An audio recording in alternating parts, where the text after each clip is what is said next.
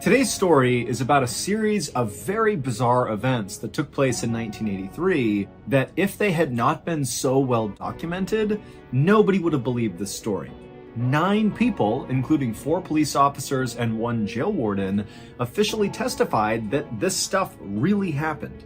But before we get into that story, if you're a fan of the strange, dark, and mysterious delivered in story format, then you've come to the right place, because that's all we do, and we upload once a week. So, if that's of interest to you, please invite the like button to come to a big fun costume party with you, but when they get into your car wearing their Buzz Lightyear outfit, don't bring them to a party, bring them to a funeral. Also, please subscribe to our channel and turn on all notifications so you don't miss any of our weekly uploads. Okay, let's get into today's story.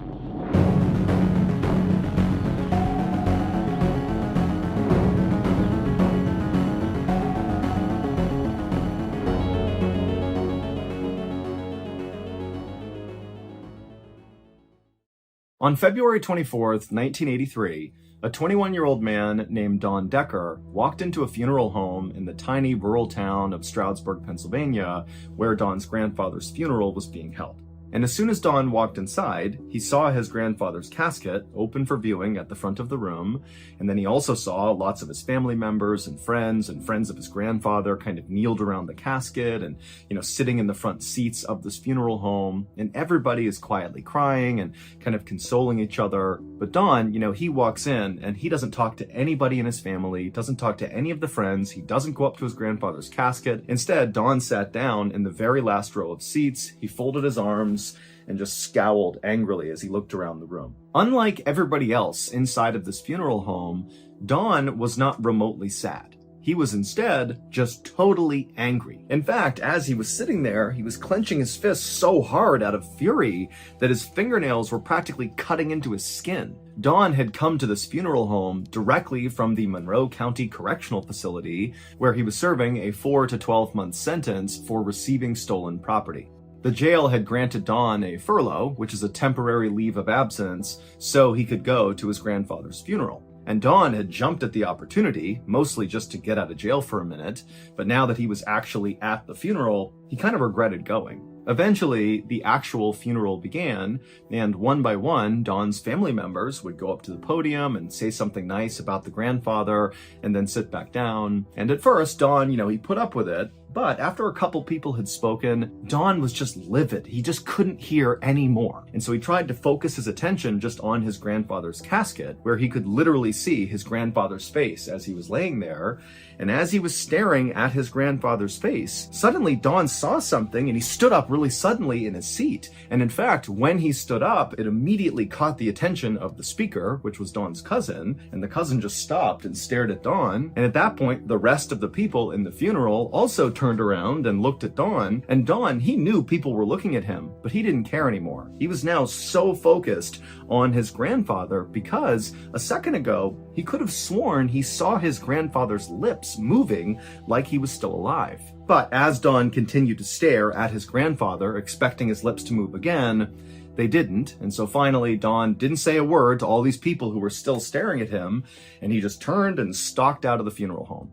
Once Don was outside, he thought for a second about heading to the home where he knew his whole family would be going after the funeral, but Don just could not face being around that crowd again, and so instead, he headed to his friend's home. It was this couple named Bob and Jeannie Kiefer, and the reason Don wanted to see them is he knew they were just kind of laid-back people who would not ask him a lot of questions, and they would just kind of let him have some peace and quiet. And really all Don wanted between now and 2 days from now, when he had to go back to jail when his furlough ended, was just to have some peace and quiet. And so Don made his way to their house, and when he got there, Bob and Jeannie were so excited to see him.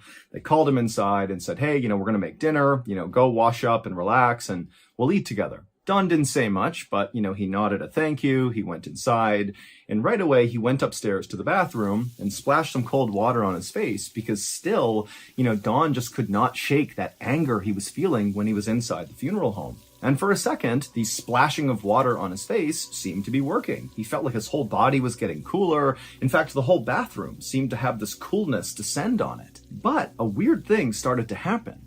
Don, as he's feeling this kind of cool come over him, he realized it was actually getting so cold in the bathroom, literally, like physically cold in the bathroom, that it was becoming uncomfortable, like he was cold. And then when Don just happened to look up at the mirror right in front of him, he could have sworn for a second he saw on the edge of the mirror the face of an old man wearing a gold crown. And immediately Don, he kind of freaked out and turned around, but there was nothing there. And as he's like shivering from the cold from being in this bathroom, he began looking all around him, trying to find this old man with a crown on his head, but obviously there was nothing in the bathroom with him. And so Don felt totally unsettled by this. He didn't understand why it was so cold. He didn't know what he had just seen.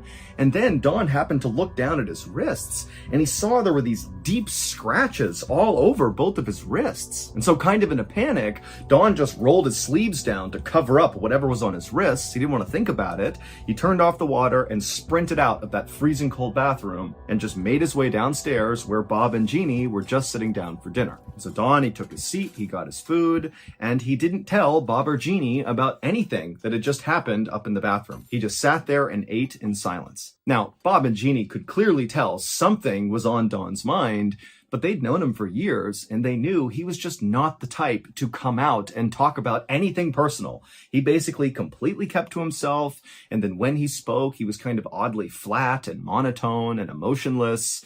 That was just who he was. But, he didn't cause any problems. He was a very nice guy. And so for this entire meal, Bob and Jeannie just kind of looked at Don, but didn't ask him any questions and just let him eat in peace. After the trio was done eating, Jeannie gathered up their dishes and headed to the kitchen to wash up, and Bob and Don headed to the living room where they sat down and Bob turned on the TV, and for a few minutes the two friends just watched TV. But at some point, Bob realized when he looked over at Don that Don was not really looking at the TV. He was actually looking down at the ground. It was like he was just sitting there motionless, just staring off into space. And Bob thought to himself, wow, Don must be catatonic with grief here from losing his grandfather. But Bob, he felt really bad for Don, but he had no idea what to say to him. He knew Don was not about to launch into some deep story about how he was feeling. And so Bob just sat there and said nothing, hoping that, just his physical presence next to Don was comforting in some way to Don during this really difficult time. And so a few minutes goes by, and the two men are still silently sitting in their seats when Bob begins to hear what sounds like running water. And at first, he looked over at Don, thinking maybe Don had spilled a drink on the ground, but Don didn't have a drink. Don was still just sitting there catatonic, staring at the ground in front of him. And then, Bobby turned and looked towards the kitchen, thinking maybe Jeannie had spilled a drink, but she didn't appear to have done that. And then Bob felt a drop of water land on his head. And so he looked up and he saw water was coming through the ceiling. And so right away, Bob stood up and he yelled to his wife that a pipe had burst. And then Bob, he grabbed his phone and he called his landlord, who lived right nearby, and said, you got to get over here. There's a pipe that's burst in your house. And just a couple of minutes later, the landlord and his wife arrived at the house. The landlord ran inside and he and Bob rushed upstairs to try to find the origin of this leak. And when they got up there, they looked everywhere and there was no obvious sign of where water could be leaking from. The toilet wasn't overflowing, neither was the sink. They couldn't hear the sound of running water anywhere. And then they also realized as they're walking around upstairs that where the leak was coming through the ceiling above the living room, they went to that rough area above the living room, and the landlord was like, there's no plumbing over this area. There should be absolutely no water anywhere near where the water was coming through. And so Bob and the landlord were very confused, and they began walking downstairs to try to figure out what else they could do. And when they walked downstairs, two things happened very quickly. The first was, as they came down the stairs, they were entering the living room where the leak had originally been noticed.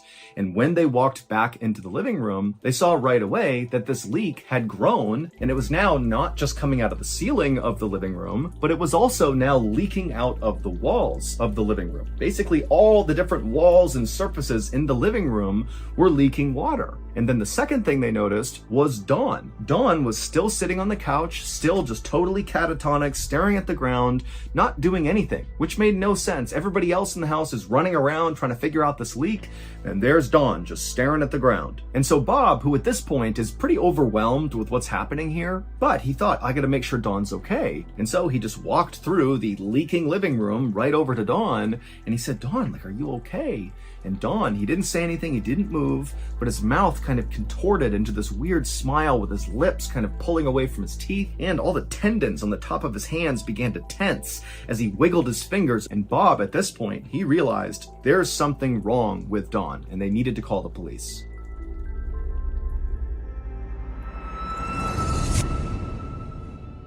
Thank you to BetterHelp for sponsoring today's video. When I got out of the military in 2017, it was one of the most difficult times in my life. Now, on paper, I was sort of like the best version of myself. I had just retired from the Navy SEAL teams, something I was very proud of, and I had this beautiful young family. But transitioning back into the civilian world was terrible for me. I was depressed, I was unemployed, and I was too ashamed to tell anyone. And so day by day, it was like I just spiraled and got worse and worse and worse. But luckily, my family noticed how badly I was doing, and they gently encouraged me to seek out professional help, to go see a therapist. And I did. I can honestly say I think that saved my life. I was going down a very dark path when I did finally reach out and get help. And so now I can honestly say I am the best version of myself today, and that's largely because of therapy. Now, therapy is not a one-size-fits-all solution, but if you're struggling right now, therapy is a really good starting point. And a very accessible therapy option is BetterHelp. They're on a mission to make starting therapy easier, which is why they're entirely online. All you have to do is fill out a brief questionnaire online, and then you'll be matched up with a BetterHelp therapist in as little as a couple of days. And if you don't click with your therapist, it's no issue. You can easily swap for another one at no additional cost. If you're struggling and you think you might benefit from a therapy session, click the link in the description or go to betterhelp.com/MrBallen and get 10% off your first month of therapy. Okay, back to the story.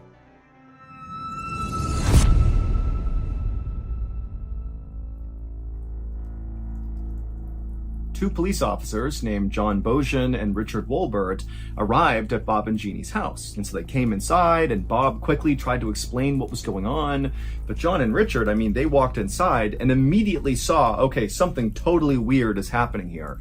Because they looked into the living room and they saw water coming down from the ceiling, coming out of the walls. It was even bubbling up all over the floor. And in the middle of all this chaos was one person, Don, who's just sitting there totally erect, not moving, wiggling his fingers with this weird expression on his face.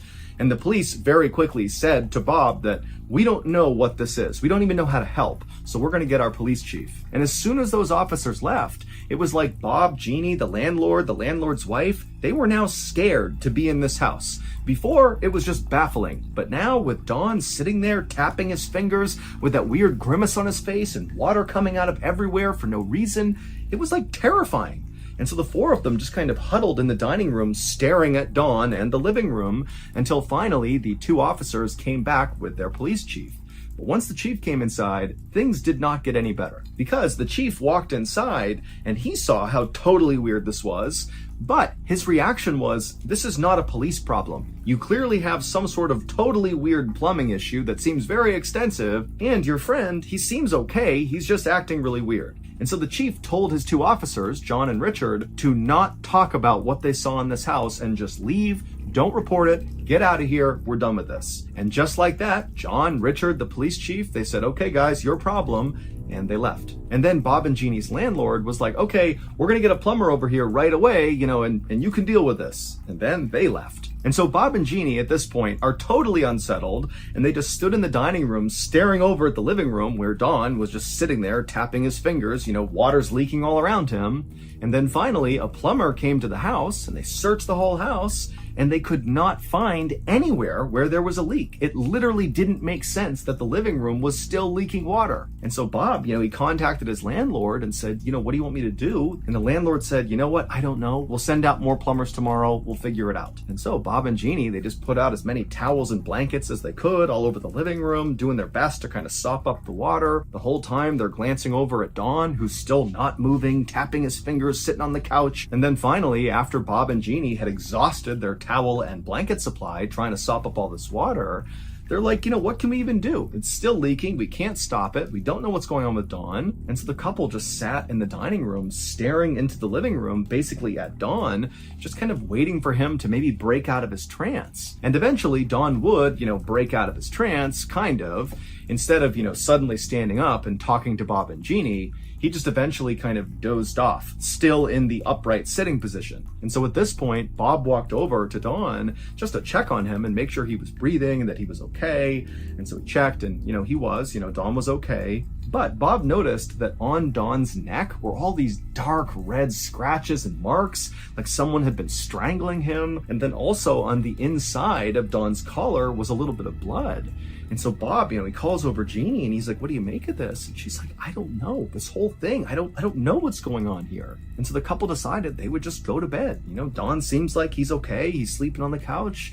We can't fix the water, so that's all we can do. And so the couple, they went upstairs, they went to bed, and the next morning when they came back down, the living room was still leaking, and Don was wide awake again, back in that sitting position, tapping his fingers with this bizarre grimace on his face. And all day that day, and all day the next day, that's where Don would stay, in that position, only stopping to fall asleep, still in that position. And over those 2 days, all these plumbers and different people came over the house, and nobody could figure out where this leak was coming from. And so the water just continued to pool inside of the living room. And then finally, on February 26th, so 2 days after Don had arrived at Bob and Jeannie's house, Don suddenly stood up. He didn't say a word to Bob or Jeannie. He just walked out of the house. And as soon as he did, all the water that was leaking out of the ceiling and the walls stopped.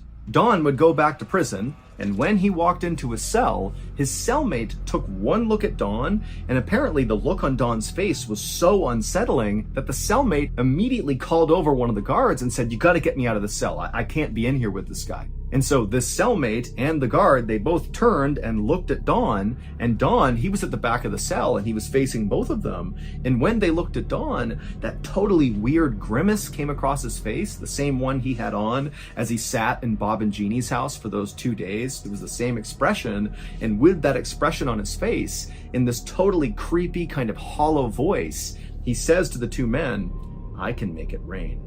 Now, the cellmate was terrified of Don and was practically screaming for the guard to let him leave the cell, but the guard, who was definitely unsettled by Don and his behavior, he was less scared and more just kind of intrigued with what Don had just said. And he said, okay, hey Don, if you can make it rain, then why don't you make it rain in the warden's office? And after the guard said this, Don's expression, that kind of creepy, weird smile he had, it grew larger and larger until he had this totally bizarre smile on his face, exposing all of his teeth. At this point, the guard now felt totally terrified of Don and understood why the cellmate was so scared of him. And kind of instinctively, the guard just turned and ran into the warden's office to tell the warden what was going on with this guy. But when he got into the warden's office, he looked at the warden, Dave Keenhold was his name, and he was sitting at his desk doing some paperwork, and Dave looked up at the guard, and the guard realized on Dave's chest, his shirt, there was this wet spot that was growing slowly all over his chest, and it was almost like the warden didn't realize it was happening. And so Dave looks up at the guard and he's like, what's going on? And the guard, he just points at Dave's chest and says, look! And so the guard told the warden about what he had just witnessed in the jail cell and how he had kind of jokingly told Don to make it rain in the warden's office, and now there's this wet patch on your shirt, what's going on here? And the warden, he looked down and he was just as caught off guard by this wet spot on his shirt. And so he leapt up and he and the guard ran back to Don's jail cell. And when they got there, they couldn't believe what they saw. Water was pouring out of the ceiling. It was coming out of the ground. Even the bars were leaking water. And there was Don in the back of the cell, standing there with that terrible smile on his face, and his fingers were contorting. All the tendons were all tight in his hand. And his cellmate was practically crying, huddled in the corner. And so right away, Warden Keenhold moved the cellmate out of that cell, put him in another cell, and then shut the cell where Don was. And then the warden called a plumber to come out here and stop this leak from wherever it was coming from. But the plumber came to the jail, and no matter where he looked, he could not find anything that would cause this leak inside of this jail cell. It just didn't make sense. And in fact, the plumber was so scared of Don, who the whole time this inspection is happening, he's standing in the back, wiggling his fingers with this bizarre look on his face.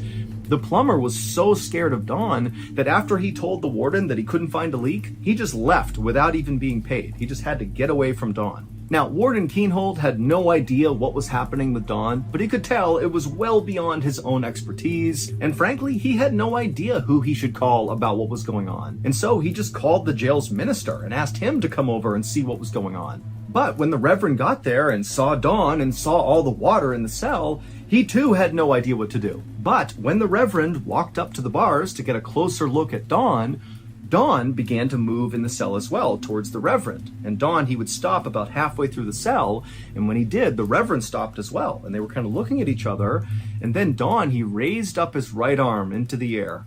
And when he did, more and more water began pouring into the cell, and also this terrible rotting smell filled the entire jail. It smelled like death. And the Reverend, he was horrified by it, and Don, he was just grinning with his arm up, and then he brought his arm down and began rubbing his hands together and just staring at the Reverend. At this point, the Reverend grabbed his Bible and began reading passages accusing Don of being possessed by Satan, and he was reading all these passages from the Bible to try to banish this evil spirit from Don. And then suddenly Don just let out this horrible guttural scream that was so loud. The Reverend had to stop and cover his ears, and so did the warden and the guard and the cellmate. And then after he let out this horrible scream, it was like Don snapped back to reality and he just collapsed on the ground and began sobbing. It would take Don a long time to finally open up about what the heck had just happened to him, but he would eventually open up to his friends Bob and Jeannie. And while his explanation for what he went through did explain some aspects of what occurred between February 24th and 26th of 1983, it did not explain everything. Don and his grandfather had been very close. However, when Don was just 7 years old, his grandfather began abusing him physically. Don had kept the violence a secret for his entire life, but he had come to view his grandfather as the human embodiment of evil. And so when his grandfather passed away, Don frankly was relieved to find out his grandfather was dead. But when he went to the funeral and he saw all of his loved ones talking about his grandfather as being this incredible person, so loving, so kind, it totally infuriated Don. And as he felt this anger growing inside of him, Don could have sworn he saw his dead grandfather's lips move. And at the time, Don had no idea what to make of it, but he would later say that he believes that was the moment that his evil grandfather's spirit basically possessed him. And Don would say when he got to Bob and Jeannie's house, he began to feel like there was something wrong with him, but he couldn't stop whatever it was. It was like there was somebody else in his brain making him do and say things that he didn't want to do, but he just couldn't stop it. And so he had gone upstairs to the bathroom in Bob and Jeannie's house, hoping to splash some water on his face and make himself feel better. And that was when he saw that old man's face. Well, that face was his grandfather's face. He was wearing that crown. And Don would say he thinks the reason he was wearing a crown is because it signified he had all the power over Don. And then also Don had those scratches on his wrists, which he thought was his grandfather as well. He went downstairs and tried to tell himself that everything was okay. But after Don sat down on the couch, he said he couldn't move anymore. It was like his grandfather had totally took over, and he locked him on the couch with that bizarre contorted expression, and he kept moving Don's hands around. And then obviously the water began leaking in the room for no reason, which Don says was entirely his grandfather. He was just trying to scare all of Don's friends and Don himself. It was his way of tormenting Don a little bit more. And then again at the jail, when the same scene kind of unfolded, Don believed it was his evil grandfather inflicting just a little bit more pain and torment. For almost a decade after this happened, everybody involved in this didn't really talk about it publicly, especially the police and the jailers. They did not talk about what they witnessed because they were worried talking about it publicly would make them look like crazy people and they'd get fired. But eventually in the 90s, 9 people, including 4 police officers and the jail warden, would officially go on the record and testify to what they saw happening. And it would include Don seeming totally deranged and in a trance-like state as water just poured into these rooms that he was in. To this day, we do not have an explanation for what happened to Don. The only explanation that seems to make sense is that Don really was possessed by his evil grandfather. Also, it should be noted that Dawn never made it rain again. The only times that happened were in Bob and Jeannie's house and in that jail cell from February 24th to February 26th, 1983. After that, Dawn lived a totally normal life.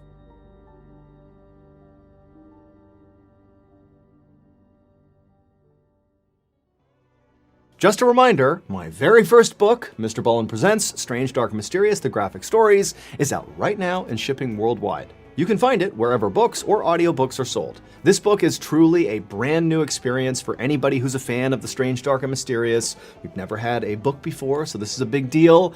It's a collection of 9 stories. Some are new, some are old, but they're all awesome.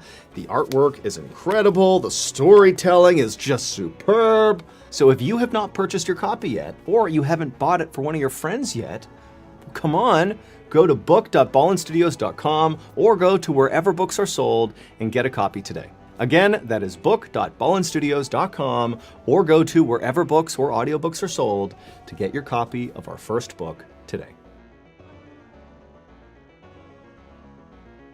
So that's going to do it. If you enjoyed today's story, be sure to check out our podcast called the MrBallen Podcast, where we have literally hundreds more stories like this one, but many of them are only available on the podcast, not on YouTube. Again, the podcast is called the MrBallen Podcast, and it's available exclusively on Amazon Music. Wait, don't go anywhere. If you're looking for more strange, dark, and mysterious videos, click here.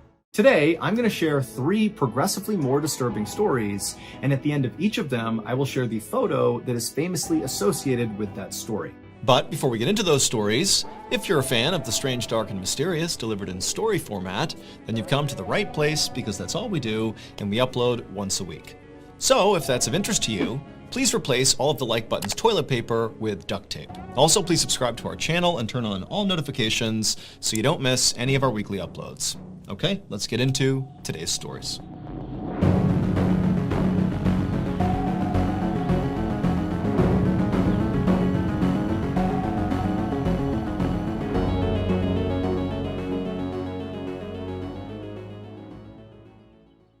At 1 p.m. on November 2nd, 2020, an older man named Marcel Terray stood in his backyard hanging damp clothes on a clothesline.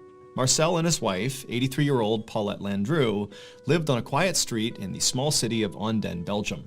And usually, their days were filled with household chores or visits from their kids. But over the last few months, Marcel had started to spend a lot more time taking care of his wife because she had recently been diagnosed with Alzheimer's disease. Alzheimer's disease is a type of dementia that causes memory loss and confusion. And so Paulette needed help remembering to eat or to take her medications on time. And sometimes she would just wander off without telling Marcel, and Marcel would have to go corral her and bring her back home. For Marcel, watching his wife struggle with this disease was absolutely heartbreaking, and so he did everything in his power to make her life as comfortable and happy as he possibly could. And so before he had come out to hang up the laundry, he had made sure to set his wife up in front of the TV with a nice lunch so she could eat and watch her favorite show. And so Marcel hung up the last piece of clothing and then picked up the empty laundry basket and headed back towards the house. When he went inside, he expected to see his wife still sitting on the couch watching TV. But she wasn't there anymore. Marcel immediately began calling out his wife's name, but she didn't call back. And then he searched the whole house and he couldn't find her.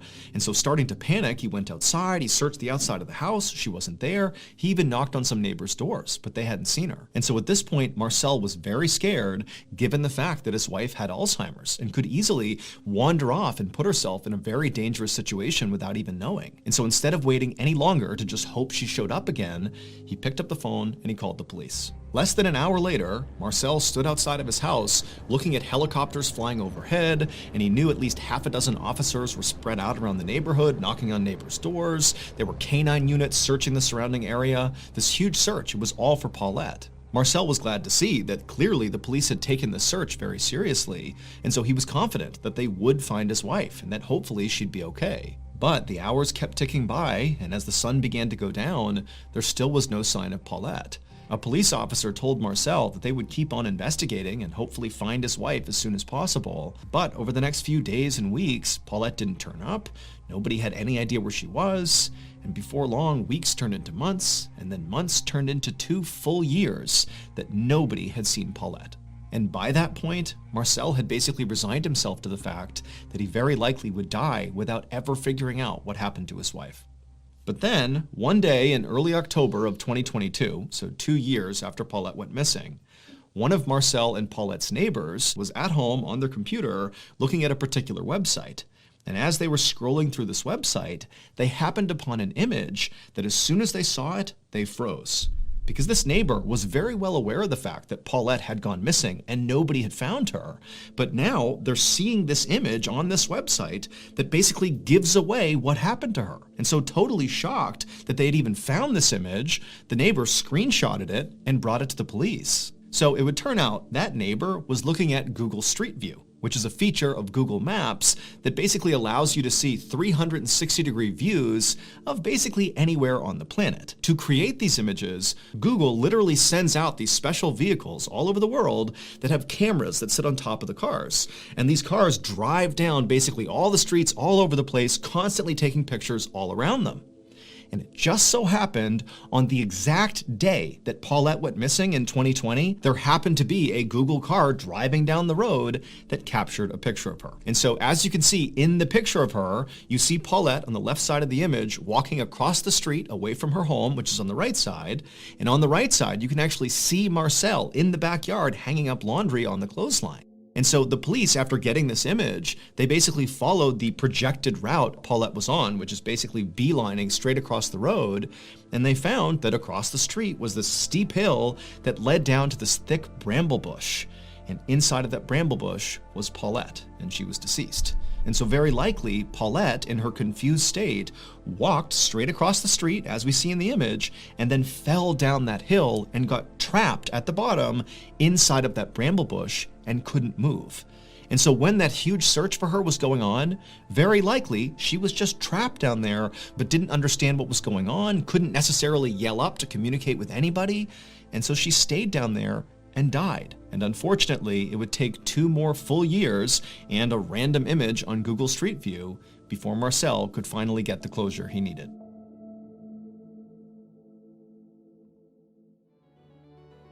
Thank you to BetterHelp for sponsoring today's video. I've talked a lot about how therapy really helped me when I left the military in 2017. It took time, but I went from being this very angry person who was struggling with depression to feeling like I was at peace and content again. And today, part of the reason I still consider myself to be very well adjusted is because of the skills I have learned in therapy. The most important skill that I find myself leaning on most days is self-awareness, something I definitely lacked pre-therapy. Now I'm very in tune with how I feel and how it affects me personally, but also how it affects the people around me. Like my mood and behavior can have an enormous effect on my friends and family, and I need to be aware of that. And so that self-awareness kind of keeps me from spiraling when I start to struggle. So while therapy is certainly not a one-size-fits-all solution, I do think it's a great starting point for anybody who's struggling. And while therapy can be costly, there are affordable options, such as online therapy platforms like BetterHelp. BetterHelp is on a mission to make starting therapy easier. All you have to do is fill out a quick questionnaire, and then you'll be paired up with a licensed BetterHelp therapist within a couple of days. One of the best features of BetterHelp is that if the first therapist does not feel like the right fit, you can continue to switch therapists until you find someone you really connect with, and it's at no additional cost. So really, BetterHelp is trying to find the right person for you. So if you're struggling right now and you think you might benefit from a therapy session, click the link in the description below or go to betterhelp.com/MrBallen for 10% off your first month of therapy. Okay, back to the story.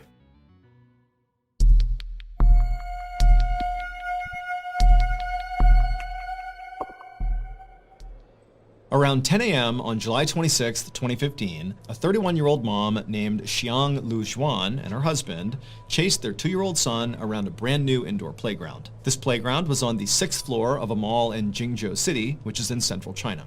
And so Xiang and her husband had come to this mall today just so their son could basically enjoy this playground. And currently he was running around in circles and laughing hysterically. He thought it was great. Jiang caught up to her son and scooped him up and then placed him at the top of a slide. And he happily slid down to the bottom, and when he reached the bottom, Jiang was waiting for him, and the son, he just stopped and looked past her and pointed and started saying, "Ride, ride." And so Jiang, she turned around and she saw right behind them were these two escalators, one going up and one going down. And so Jiang realized her son clearly thought these escalators were maybe a part of this playground. And so he wanted to go use them. They were a fun attraction. And so Jiang smiled and took her son's hand and then told her husband they're going to go ride the ride, the escalators. And then they began walking over. Once Jiang and her son actually reached the escalator, suddenly her son was not as keen to hop on board. He was nervous. But Jiang, who had ridden escalators many times before, told her son it's totally safe, and she kind of coaxed him to do it, and eventually he stepped on right alongside her, holding her hand, and about halfway up the escalator, when she was confident her son would be okay, Jiang turned around and looked up towards the top of the escalator, the 7th floor where they were going. And she saw 3 mall employees at the top of the escalator on the 7th floor where they were going. And they were clearly looking at Jiang with a very serious look on their faces, and they were gesturing at something towards the top of the escalator. It seemed like they could be warning her about something or simply pointing something out. She wasn't really sure. And so she looked up at them like, what's going on here? But the 3 mall employees just didn't do a good job communicating whatever was going on or whatever issue they were dealing with. And so as a result, Jiang and her son just continued riding up the escalator, and as they got closer and closer, these mall employees continued to gesture at something happening on the 7th floor just beyond the escalator, and Jiang still totally confused. And then finally, when Jiang and her son reached the top and stepped off, Jiang suddenly understood what these employees were referencing, but by now, it was too late. Moments later, Jiang's husband, who was still down below on the 6th floor at the playground, he heard the sound of his wife and son screaming over near the escalator. And so instinctively, he bolted over to the escalator. He didn't see his wife, didn't see his son, and he began going up the escalator when someone at the top screamed at him to stop and get off the escalator. And so he did, and right then, a mall employee came running down the other side carrying his son, and this person handed the son over to Jiang's husband. And this employee, who clearly was completely shocked by whatever had happened up above, just shook their head. It would turn out, earlier that day, those mall employees who were at the top gesturing to Jiang, they had discovered a defect with the metal platform that sits right at the top of the escalator on the 7th floor. Basically, when you get off this escalator, it's the platform you step onto first. They had found there was something wrong with it. It wasn't stable. But instead of immediately blocking off the escalator to make sure nobody walked on it and then go get it repaired, these employees just kind of nonchalantly allowed the escalator to continue, stationed a couple of them at the top to make sure nobody, used the escalator, and then called for a repairman. But the repairman hadn't shown up and fixed this problem by the time Jiang and her son boarded the escalator. And these employees at the top knew there's this huge issue with the platform they're going to step on the second they get off, but they failed to communicate the danger to Jiang and her son as they were coming up. They just kind of broadly gesticulated that there was some issue up here and to sort of watch out for it, but Jiang had no idea. And so by the time she got to the top and stepped off the escalator onto that platform, well, the defect with the platform is that it caved in with any weight. And so she fell into the escalator, where the teeth of the escalator was rotating, and as she was getting pulled in to her death, her final moment captured on video as she took her son and thrusted him to the employees, saving his life before she disappeared and died inside the inner workings of the escalator. Following Jiang's death, there was a full-scale investigation, and quickly there were massive safety failures identified on the part of the company who made the escalator and also on the mall itself. 2 people were ultimately arrested in connection with Jiang's death and these safety failures, and the mall reportedly offered to pay some settlement to Jiang's family. However, the details of that settlement have not been made public.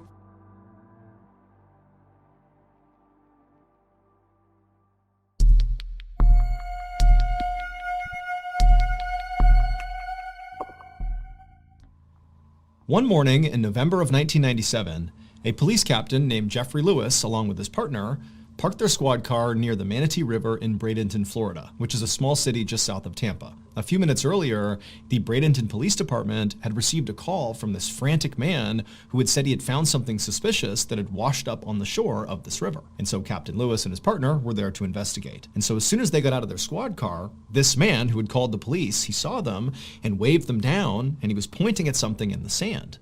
And so Captain Lewis and his partner, they walked over, and before they even talked to this guy, they just looked down at what he was pointing at, and right away they could see why he called the police. Because there, sitting on the sand, was a severed human hand. And so the instant Captain Lewis saw this, his first thought was actually just alligators, because there were alligators that swam in the Manatee River, and people were told about them and were told, not to go swimming here, but people still did. And so his thought was, well, maybe one of the alligators got a swimmer. However, when Captain Lewis looked at the hand more closely, he could tell right away that that probably did not happen, because where the hand had been cut off from the body, the cut was almost surgical. It was very, very neat. Whereas if an alligator had ripped the hand off, it would be rough. But this almost looked like a surgeon had carefully removed the hand. And so what this signaled to Captain Lewis is this hand very likely represented a murder victim. Somebody who killed this person, cut their body up, and one of their body parts is now washed ashore. And so Captain Lewis turned to his partner and told him to call for backup. And within an hour, police officers were scouring the Manatee River looking for the body that belonged to this hand. Meanwhile, the captain bagged this hand as evidence and brought it to the county sheriff's crime lab, hoping that forensic experts could potentially figure out who the victim was using fingerprints. However, when he actually handed over the hand to these forensic technicians, they told Captain Lewis that it was very likely going to be impossible to try to pull prints from this hand because the hand was very badly decomposed and water damaged. But they told Captain Lewis that despite this being a total long shot, they would still give it a try. And so really all Captain Lewis had was this hand, and so he just kind of waited for information from the crime lab about the fingerprints. And before long, the waiting went from days to weeks to months, with no fingerprints. And so with no fingerprints and no other breakthroughs in this case, Captain Lewis moved on to other cases. That is until June of 1998, when Captain Lewis was sitting in his office doing some work, when he suddenly got a call from the crime lab about the hand. An employee told Captain Lewis they had finally made a breakthrough. When they couldn't get the prints off this hand at first, they had moved to this very complicated technique where basically they would peel individual layers of skin off the hand and sort of piece together all the information to get a print. And amazingly, this technique worked. And so not only did they now have this print, but they had also already run this print through the Florida State database, and they had gotten a match. The hand belonged to a man named Willie Suttle. As soon as he hung up, Captain Lewis opened up a new tab on his computer and began researching Willie Suttle to figure out who this person was. And he quickly found through public employment records that Willie had been a retired garbage collector, and then also Captain Lewis looked at police records and discovered that Willie had a minor criminal history. But what really stood out in his research about Willie was that Willie had never been reported missing. Willie had instead been reported dead. Right there in the public records that Captain Lewis was looking at, he found Willie's death certificate. And this document said Willie had died of natural causes 5 months prior to his hand washing up on shore. And also it said Willie had been buried in a local cemetery, and no police had ever been involved in his death because no crime had been committed. And so Captain Lewis was baffled. None of this made any sense. If Willie had died of natural causes and been buried over a year ago, then how did his hand, his severed hand, wind up on the shore of the Manatee River? The next day, which was Friday, June 26th, Captain Lewis, along with a few other police officers, went to the cemetery where Willie had been buried, and they exhumed his casket. And when they opened it up, they actually expected it to be empty, considering his hand was already missing, so probably his whole body was gone. But no, when they opened it up, there was Willie, missing his left hand. But that wasn't all. At the bottom of Willie's casket were all of his internal organs, just sitting there in a rotting pile. And so Captain Lewis is staring at this, having no idea what to make of it. But the first thought he had was, okay, maybe somebody tried to rob Willie's casket.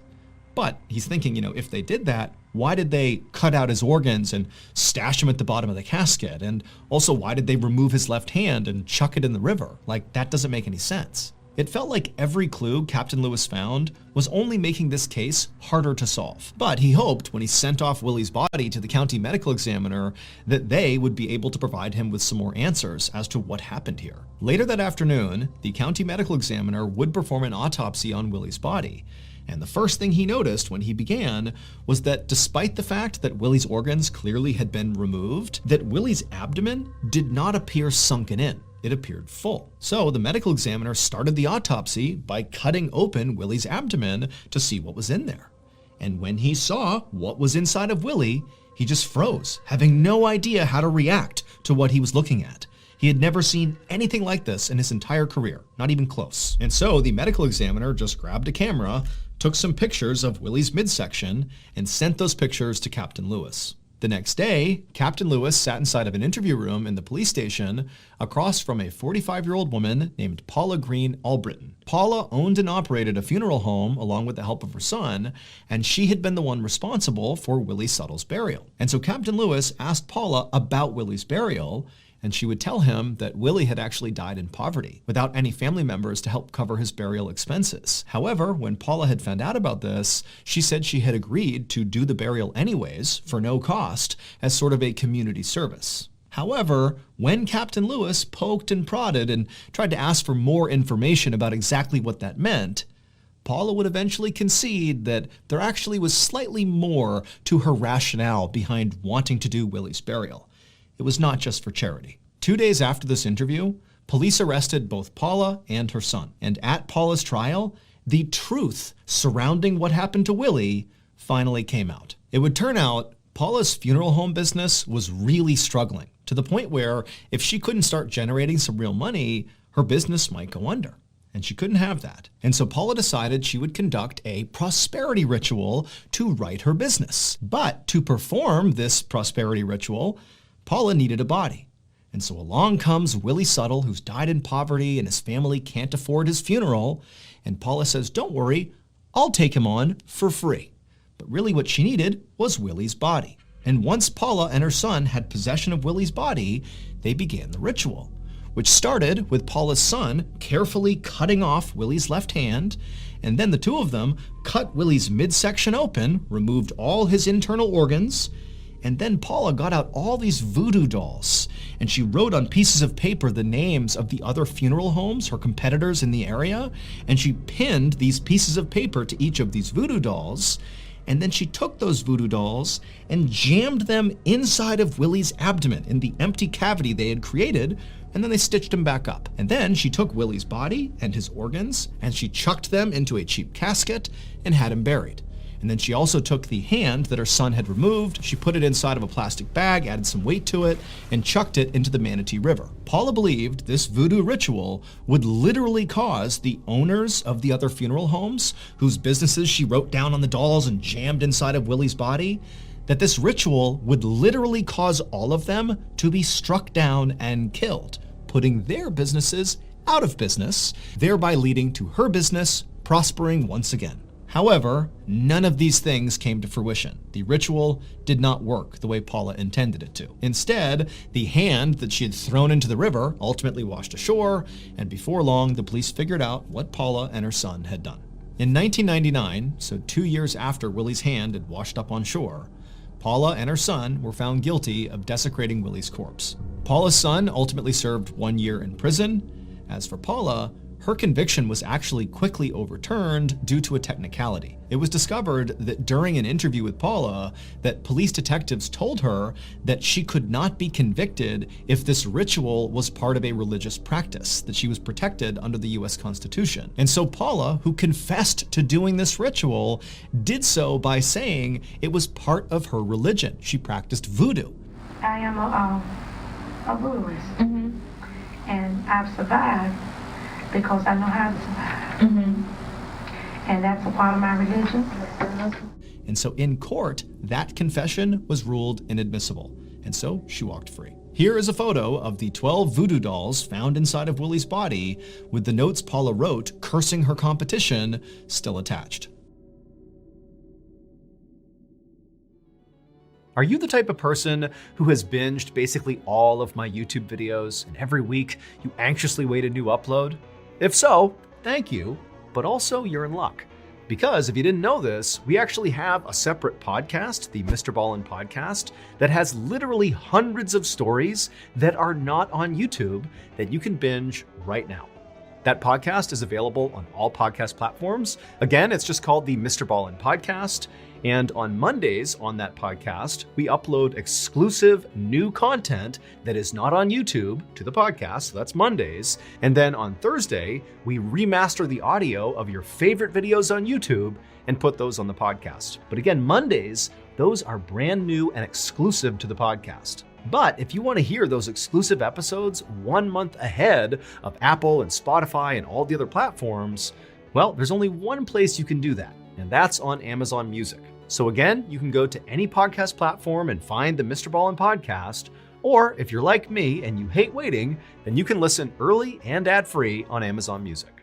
Today's story is about one of the most famous paranormal events in history. But it's not famous because of how outlandish the details are. Instead, it's famous for its credibility.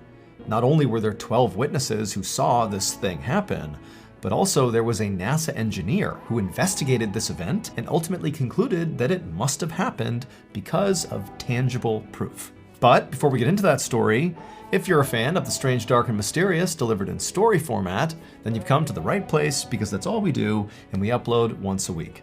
So if that's of interest to you, please replace the like button's stick deodorant with cream cheese. Also, please subscribe to our channel and turn on all notifications so you don't miss any of our weekly uploads. Okay, let's get into today's story.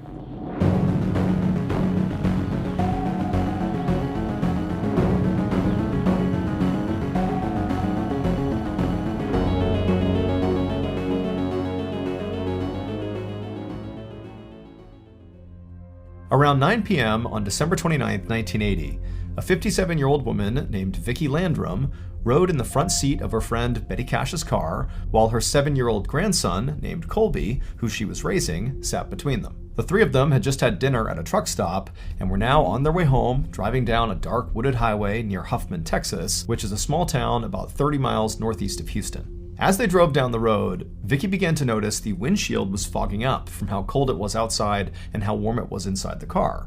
And so Vicki turned on the defroster. And as the windshield began to clear, Vicki noticed this bright light right out in front of them up over the trees. And at first, Vicki just figured, they were close to the Houston airport, and so that light must just be an airplane. But as the trio continued driving down this winding highway road, that light that Vicki really thought was a plane landing appeared to just kind of hover in the trees. And actually, as they drove, the light almost appeared to get closer and closer to them. So it didn't really seem like it was a plane. Now, at first, Vicki thought this was just kind of interesting and was curious about this light. But as they got closer and closer to this light, it became very obvious that the inside of the car was getting much warmer and stuffier than any of the heat settings would allow it to get, to the point where Vicki was actually sweating and panting from the heat. Now, all of this was happening really quickly, and so Vicki sort of went from being curious to being kind of anxious. Like, what was going on here? Like, does this light have something to do with the heat they're experiencing in the car?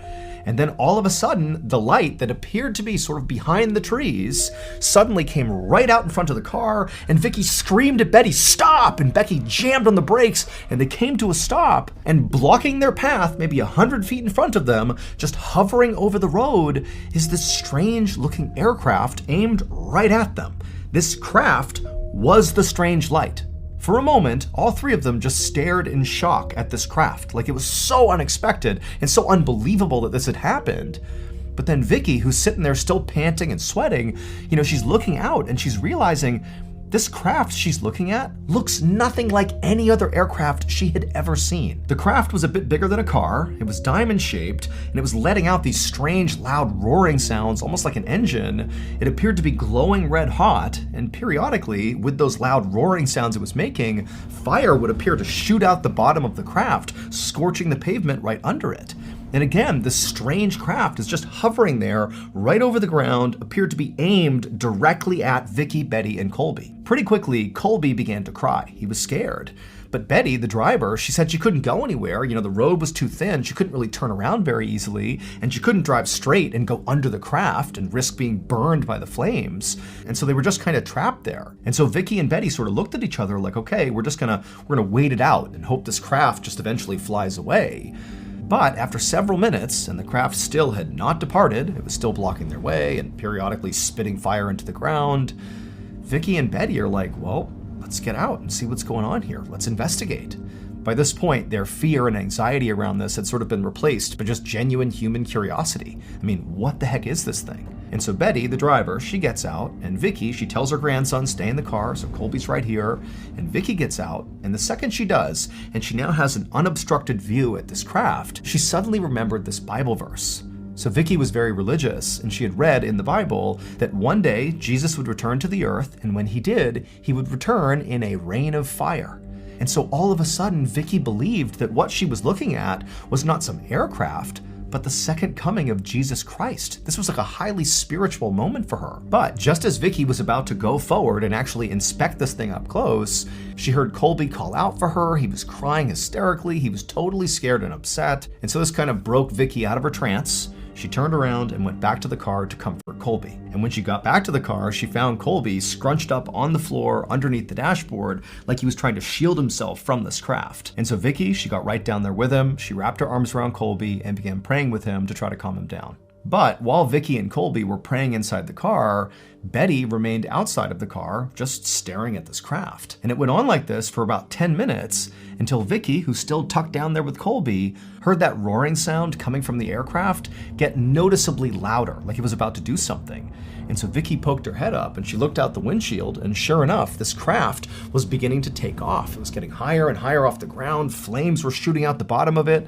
Betty was still outside staring at it. And then before long, this craft had shot straight up into the air and began taking off up and away from them at a really steep angle. And at the same time, Vicky suddenly saw this swarm of all these helicopters, these military-style helicopters, go right up around this craft, like they were escorting it. And then the craft and all these helicopters took off into the horizon and disappeared. After they were all gone, Vicky realized that what she had just witnessed was not the second coming of Christ. Because of these military helicopters that arrived as this craft took off, it told Vicky and also Betty that very likely this was just a US military exercise of some sort. And so a few moments later, Betty came back to the car and sat in the driver's seat, and Vicky, she climbed back into her seat and lifted Colby up to the middle seat as well. And for a moment, the three of them just sat there in silence. I mean, there's nothing blocking their way anymore. They're just sort of trying to process what just happened. Eventually, Betty just put the car in drive and began driving straight ahead, crossing right over that scorch mark on the pavement where the craft had been. About 45 minutes later, Betty pulled up to Vicky's house and parked the car. Vicky and Colby, they got out. They said goodbye to Betty. They didn't really talk about what they had just seen. They just said goodnight. And then Vicky and Colby headed inside the house. And as much as both of them did have things to say about whatever it was they saw, they just continued not to talk about it. They both were just kind of eager to go to bed. However, as Vicky was putting Colby to bed, he began to complain that his stomach hurt, and at the same time, Vicky began to realize that she also didn't feel very well. And shortly after that, both of them were vomiting in the bathroom. And this scared Vicky. She tried to tell herself that, maybe the reason they were sick is because they ate some bad food at that truck stop. But deep down, Vicky was very concerned that their nausea was somehow connected to that strange craft. And so it was a very long night, with Vicky and Colby being nauseous most of the time, but eventually they both did fall asleep. And then when Vicky got up the next morning, she still felt awful. And so Vicky, she rolled out of bed and made her way to the bathroom. And when she looked at herself in the mirror, she gasped. Her skin was bright red and blistered, like she had had this horrible sunburn. At this point, she knew whatever was going on here, it had to do with that craft. She just knew it. And so Vicky instinctively rushed to Colby's room to check on him to see if his skin was all blistered and red, and she found he was still sleeping, but she could see his skin was red and blistered in some places, but not nearly as bad as Vicky's. And so Vicky, she began thinking about the night before, and she remembered she had gotten out of the car and gotten closer to the craft. So she was sort of more exposed to the craft, if you will, than Colby, who stayed in the car and tucked himself down underneath the dashboard the whole time.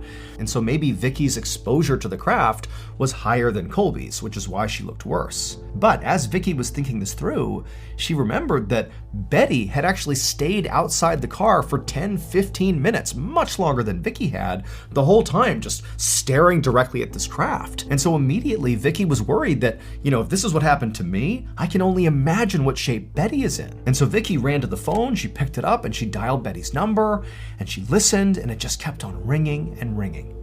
Betty didn't answer. Now, at this point, Vicky was in a full-blown panic, not only because she was worried about Betty, but also, she doesn't really know what's wrong with her or with Colby. She doesn't know if their sickness is going to get worse or better. Currently, she felt horrible. She was nauseous. Her skin seemed to be practically falling off. Colby was in less bad shape, but still not healthy. And also, Vicky didn't have the money to even go to the doctor to get looked at. And so as much as Vicky really wanted right now to just go check on Betty, go drive to her house and check on her, she couldn't. She needed to focus on herself and her grandson first and make sure they were okay before she did anything else. And so over the next few days, Vicky and Colby stayed home. They slowly regained their strength. And over those few days, Vicky actually would get Betty on the phone. And Betty would tell her that yes, she's also dealing with similar symptoms, but she was okay, which was very reassuring to Vicky. However, Vicky also knew that Betty was not a complainer, and even if she did have horrendous symptoms, she was not the type of person who would necessarily tell Vicky. She would sort of tough it out. Finally, after 5 days, Vicky felt strong enough to go check on Betty in person. However, when she got to Betty's house and went inside, she called out for Betty, but there was no answer. The house was eerily quiet. And so Vicky began walking around Betty's house looking for Betty. And eventually, Vicky walked down a hallway and reached Betty's bedroom, and the door was shut. Vicky called out for Betty, but there was no answer from inside. And so feeling kind of scared at this point, Vicky reached down, she turned the handle and opened the door, and immediately she saw Betty on her bed. And Betty looked horrible. She was barely conscious. Her entire body was red and blistered and bleeding. There was vomit all over the bed sheets, and there were all these huge clumps of Betty's hair littering her pillow. And so Vicky was horrified. She rushed inside, she scooped her friend up, and between the two of them, they kind of hobbled out of the house. Vicky put Betty in her car, and they sped to the hospital. A few hours later, Vicky was waiting in the emergency room where Betty was being treated when Betty's doctor walked into the waiting room, at which point Vicky stood up and rushed over to him and said, "Hey, what's going on with Betty? What happened to her? What's going on?"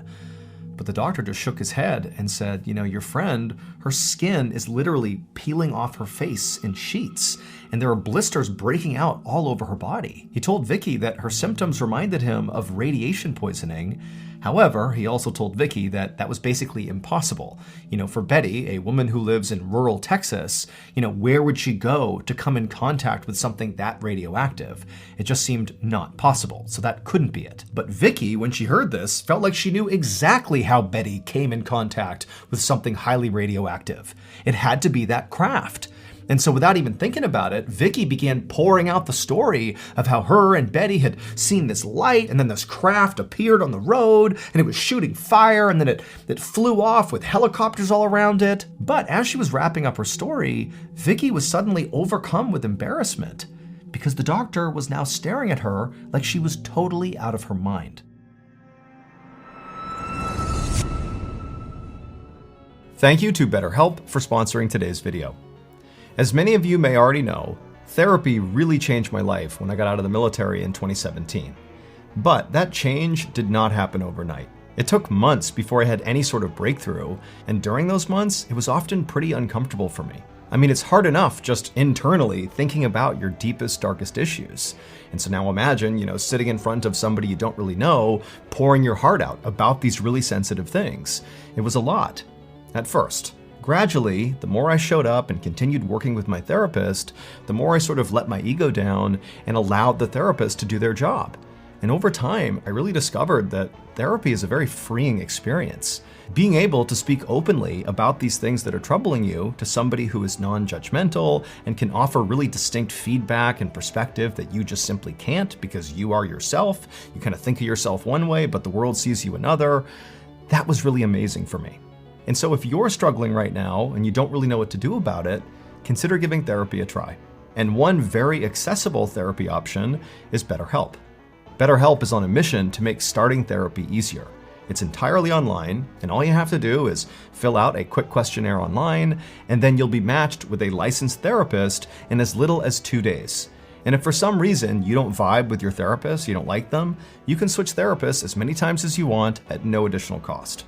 If you're struggling and think you might benefit from a therapy session, click the link in the description below or go to betterhelp.com/MrBallen for 10% off your first month of therapy.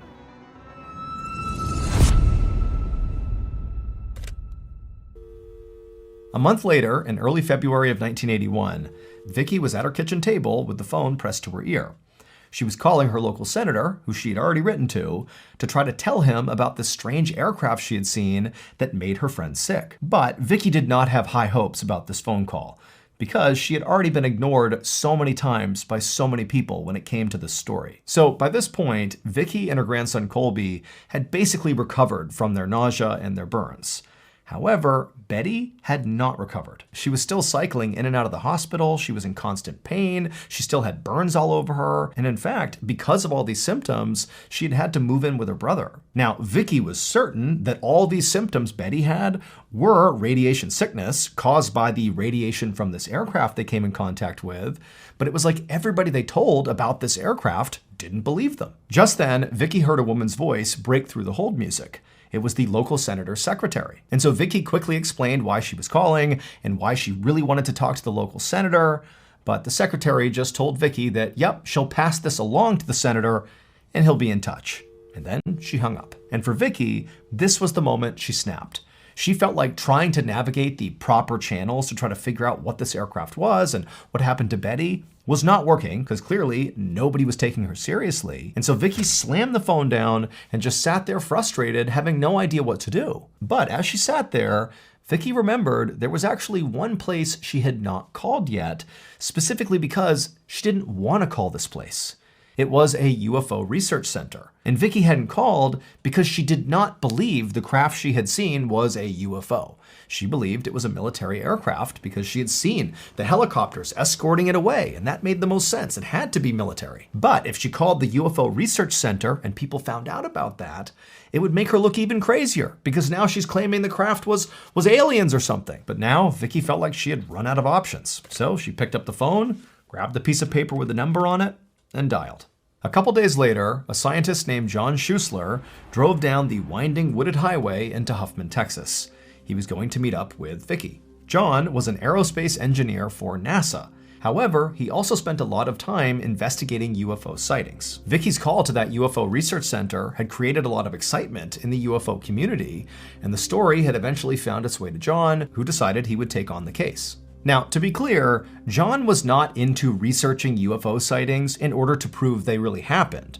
Actually, it was sort of the opposite. He would look into reported UFO sightings in order to prove they were not UFOs. He would find a rational, scientific explanation that debunked the sighting. That's sort of what he did. And so with Vicky's case, that was his intention, to go to Huffman, Texas, talk to Vicky, and explain away with science and rationale what happened here. That this was not, aliens. This was something ordinary, like a government aircraft. And so John eventually got to Vicky's house, and he went inside and he chatted with Vicky, and she talked him through all the details of the story.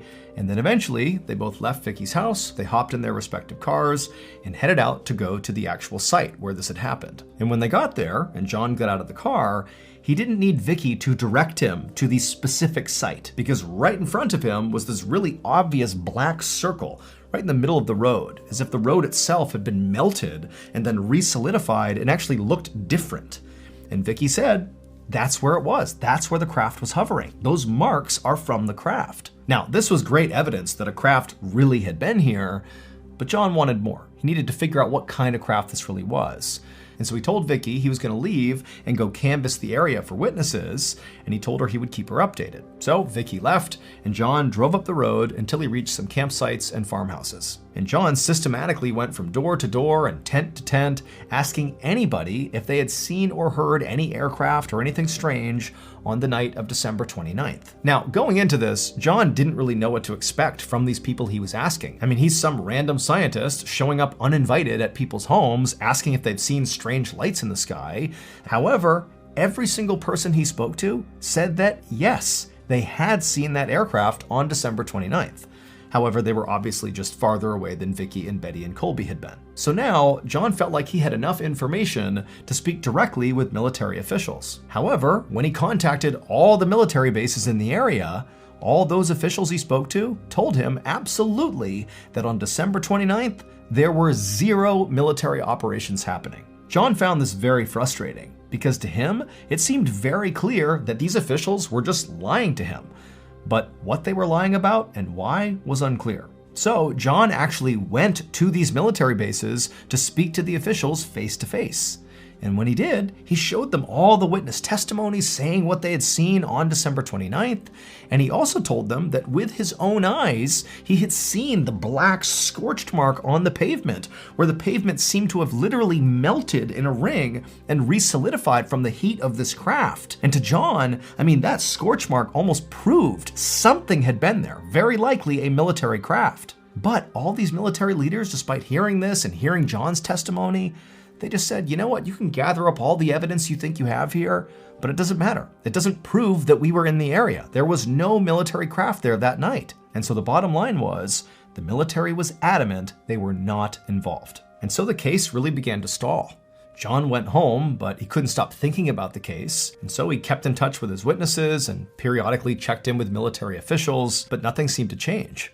Except that Betty continued to get sicker and sicker, and Vicky actually began to develop other serious symptoms, like developing cataracts in one of her eyes. And then John got a frantic call from one of his witnesses. They told him they had just seen something truly incredible. And as John listened to the story, he felt his heart sink, because now he knew the military had been lying to him about being out there on December 29th. Clearly they had been, and very likely it was their aircraft that had made Betty, Vicky, and Colby so sick. But now, John also knew that any hope he had of proving this was now literally gone, because the witness told him that black government vehicles had rolled up to the incident site out on that road, and they'd come along with construction vehicles, and for no clear traffic-related reason, they had cut up one particular stretch of that road, taken it with them, and left. And that particular stretch of road that was removed just happened to be the exact spot where that scorch mark had been left by the craft. It was like they were taking the evidence and getting rid of it. Now, John himself was not able to literally go back to the road and see for himself where the pavement had been cut. However, not long after John learned this information, a group of UFO scientists descended on the road to find this scorch mark, or to prove it had been cut out and taken away like the witness had said. And sure enough, when they got out there, they didn't find the scorch mark. Instead, they found nice, fresh, brand new pavement. The strange event that Vicky, Betty, and Colby experienced on the night of December 29, 1980, is widely considered to be one of the most famous and credible UFO sightings of all time. It's now known as the Cash Landrum incident, after Betty and Vicky's last names, and to this day, nobody has been able to come up with a rational explanation for what happened if it wasn't a UFO. To this day, the US government maintains that they did not have any military operations happening on December 29th. However, they did say when it comes to cutting out the road and paving over it, that was just for routine maintenance. They were not trying to hide evidence. As for Vicky and Betty, over the years, their health continued to deteriorate. They ultimately filed a lawsuit against the government, but because they couldn't actually prove that the aircraft even existed or that it caused their health problems, their lawsuit was ultimately dismissed. Both women would eventually die from cancer, which Colby believes is a direct result from radiation exposure. As for Colby, he's still alive and continuing to seek answers.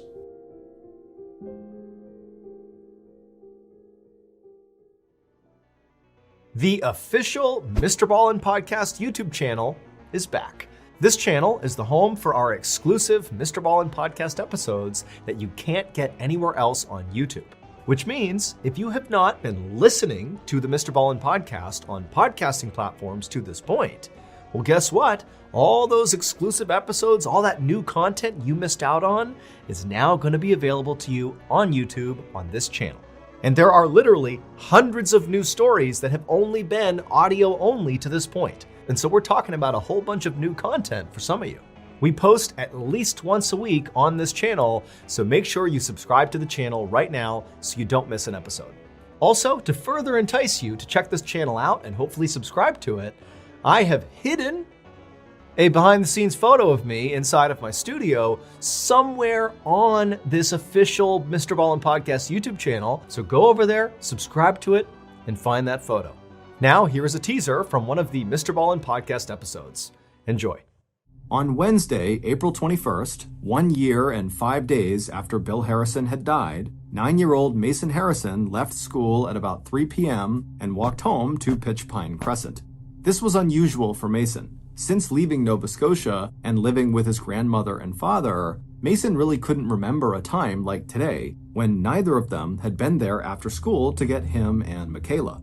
But since Mason was now old enough to go home on his own, he figured he'd find his grandmother at the house and just remind her that she needed to go out and get his younger sister. And Mason didn't mind. It was a cloudy but mild afternoon, and having this responsibility to walk home made him feel grown up. It was about 3:30 p.m. when Mason finally arrived home. As he walked up the driveway to the front door, he saw his grandmother's car in its usual spot, so he wasn't surprised when he didn't need to use his own key to open the door. Instead, he just walked inside, already slipping the straps of his backpack off his shoulders. But before he could even call out his grandmother's name, Mason suddenly stopped, like he was frozen in place. Because there, at the bottom of the carpeted stairs right in front of him, was his grandmother. She was sprawled out on the ground, not moving.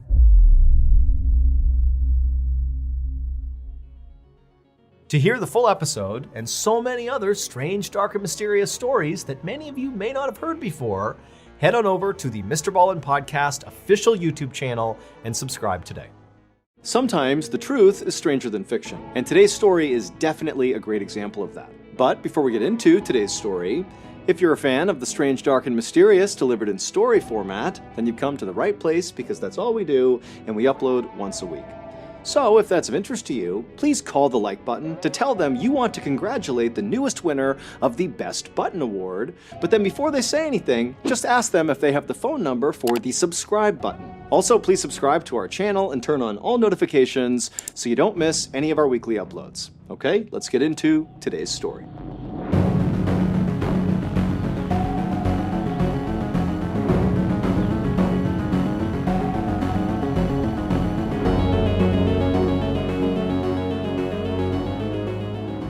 On the night of January 3rd, 2008, a 21-year-old man named Part Engel had just poured himself a beer and sat down on the couch next to his girlfriend to watch some TV when he heard a knock at the front door of his apartment in Pottstown, Pennsylvania.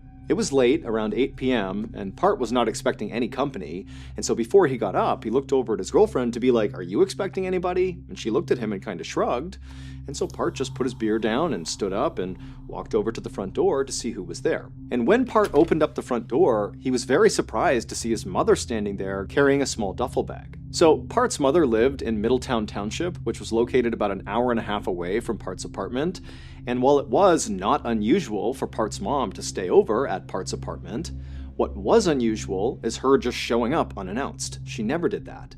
And on top of that, as Part is looking at his mom, he could see clearly she had been crying because her eyeliner was smudged and her face was all puffy.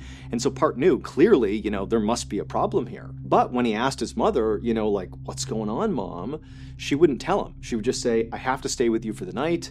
And then before he or Part's girlfriend could do or say anything, his mom just walked inside, walked down the hallway, went into the guest bedroom, and then shut and locked the door. And so Part and his girlfriend were left looking at each other like, what's going on here? 3 hours later, at 11 p.m., Part was in bed next to his sleeping girlfriend, just staring up at the ceiling, unable to sleep. Part was so anxious about whatever was going on with his mom because where he was staying, his bedroom, was right next door to the guest bedroom where his mom was staying, and so he already knows there's clearly some issue here with his mom, but all night he's been listening to her next door just pacing and crying in this guest bedroom, and he has no idea what's going on. But deep down, Part knew that whatever was going on, it very likely had to do with his father, whose name was Arun Kumar. Part's parents had a complicated relationship. They had immigrated from India decades earlier and had settled in Pennsylvania, where they had 2 kids, Part and Part's sister. Part's father, Arun Kumar, worked as an engineer at Boeing, and Part's mother owned a 7-Eleven franchise. And basically, since arriving in America, the two of them had really come with nothing and had worked their way up to now to where they had a very comfortable life, kind of like the American dream, the house, the white picket fence, the kids, the whole thing. And so Part had always believed that, his parents, as a result of getting through so much hardship together, that they must truly love each other now. I mean, to have gone through all that together, that would certainly make 2 people very close. And for the most part, that actually seemed to have been the case, that his parents just got along great and were a great couple. That is until a couple of years earlier. Arun Kumar had started an affair, and Part's mother had caught him. Now, Arun Kumar said that, this affair meant nothing and he would stop right now, and Part's mother had forgiven him, in order to keep the family together. But despite Part's mom forgiving Arun Kumar, deep down, she just knew she could never actually trust him again. And so she actually wound up enlisting Part's help to basically watch Arun Kumar's behavior. She had Part set up the software that basically spied on Arun Kumar's computer. Through this software, Part's mom could basically watch Arun Kumar's email traffic and all of his internet activity. Now, Part had not felt good about setting up the spy software on his dad's computer. It just felt totally wrong to be getting in between his parents like this. But he just felt like this was the only way Part's mom was ever going to be able to actually move on. And so Part sort of felt like this was his responsibility. This is the way that the family was going to stay together. His mom really just needed that extra layer of transparency on her husband. Otherwise, the family was going to fall apart. But now, as Part lay in his bed, unable to sleep, listening to his mom pace back and forth in the room next door, he began to think to himself, maybe my mom found something using the software on my dad's computer. Maybe Arun Kumar had started another affair, and that was why his mom was now so upset. But just then, Part heard a new noise coming out of his mother's room. At first, it kind of sounded like low murmuring, like his mom was saying something to herself, but then he realized his mom was having a real conversation with somebody on the phone. And since Part couldn't sleep, and he was pretty intrigued about what the heck was going on with his mom to begin with, he decided to basically spy on his mom. So he very quietly got out of his bed, and he walked around to the wall that lined up against his mother's room, and he put his ear to the wall, and he began to listen. And what he heard was far worse than anything he could have imagined. What he heard his mom saying to whoever she was talking on the phone was that she had discovered that Arun Kumar had taken out $3.6 million in life insurance policies on Part, on his sister, and on his mother. And now Part's mom was saying to whoever she was talking to on the phone that she wasn't even worried about divorce at this point. She was worried about the physical safety of her and her kids. She was worried that her husband was going to kill her and her kids to get this payout. And so not long after saying this, Part's mom hung up the phone and went back to pacing and crying in the room. And Part, meanwhile, has just heard this horrifying news, and he had no idea what to make of it. I mean, he knew his dad was not a good husband, but the idea that his dad would want to hurt his wife or him or his sister just seemed totally impossible. But then, as Part's standing there just kind of processing what he's heard, he began to think back to these recent behavioral changes he noticed in his father that at the time he had kind of chalked up to, maybe my dad's stressed or something. But now, given the context of what his mom was talking about, Part began to wonder if these behavioral changes were a sign of something being terribly wrong with his father. The first change that Part had noticed happened a few weeks earlier. Now, Part's dad was normally a very mild-mannered and calm guy, but a few weeks earlier, he had gotten into this vicious dispute with their next-door neighbor over the property line that ran between their two properties. It was like he was picking a fight with the neighbor or something. And then, a few days after that, one of the bathroom sinks in their house had stopped working, and so Arun Kumar got out his tools and went to go break apart the sink and put it back together again, and because he was an engineer, this was something he did. This was typical behavior.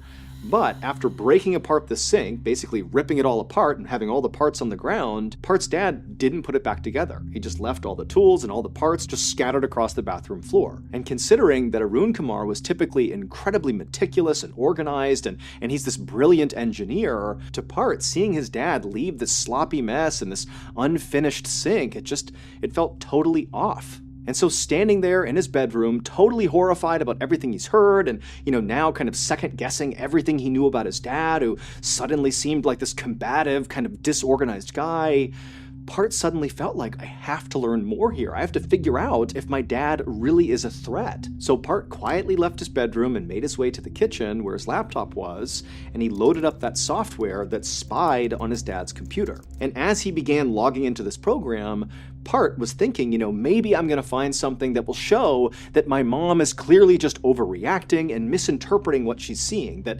my dad is not, out to kill us for some insurance payout.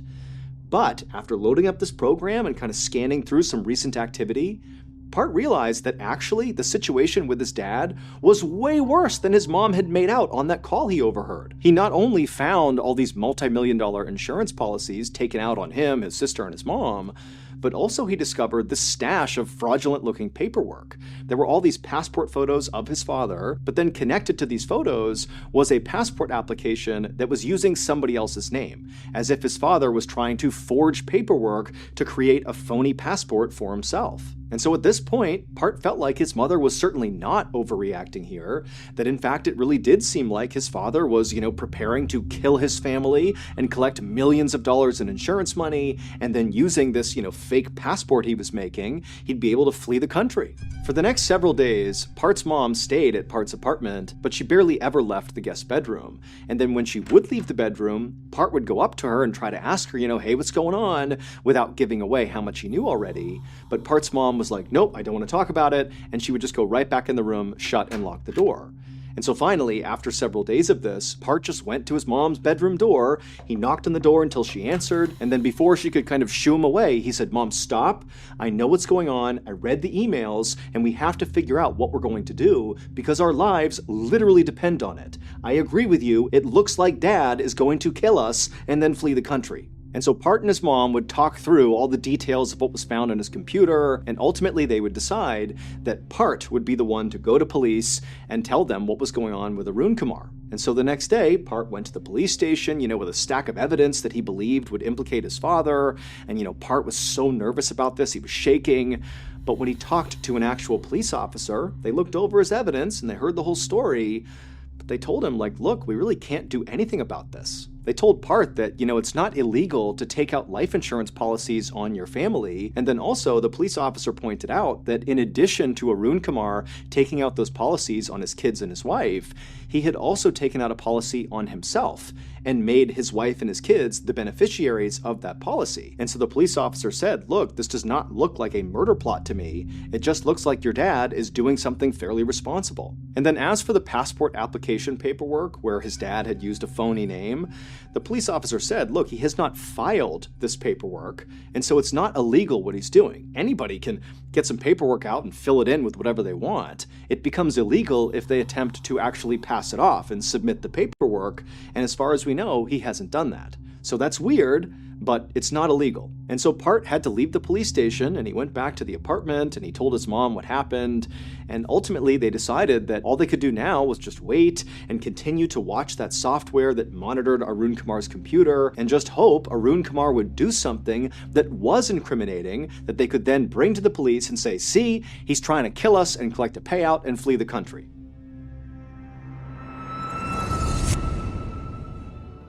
Thank you to BetterHelp for sponsoring today's video. Back in 2017, I had just gotten out of the military after 7 years of service, and honestly, it was a huge struggle trying to reintegrate back into civilian life.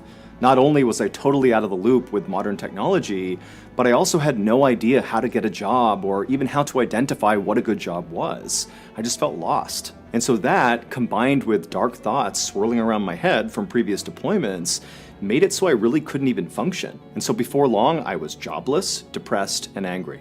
But I didn't tell anyone. Even though I had been raised in a household where talking about your feelings was a very normal thing. But now that I really needed to do that, I just couldn't.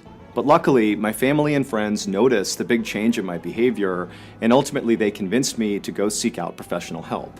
And I'm so glad I did, because it was such a relief. Speaking to a neutral, trained third party about your darkest thoughts is so cathartic and really promotes healing. And while of course therapy is not some one-size-fits-all solution, it is a great starting point for anybody who's struggling right now. And a great option for therapy is BetterHelp, which is entirely online. All you have to do is fill out a quick survey online, and then very quickly you'll be paired with a licensed BetterHelp therapist who is trained to listen and give you unbiased advice. Let BetterHelp connect you with a therapist who can support you, all from the comfort of your own home. Visit betterhelp.com/MrBallen or select MrBallen during sign-up to enjoy a special discount on your first month. Okay, back to the story.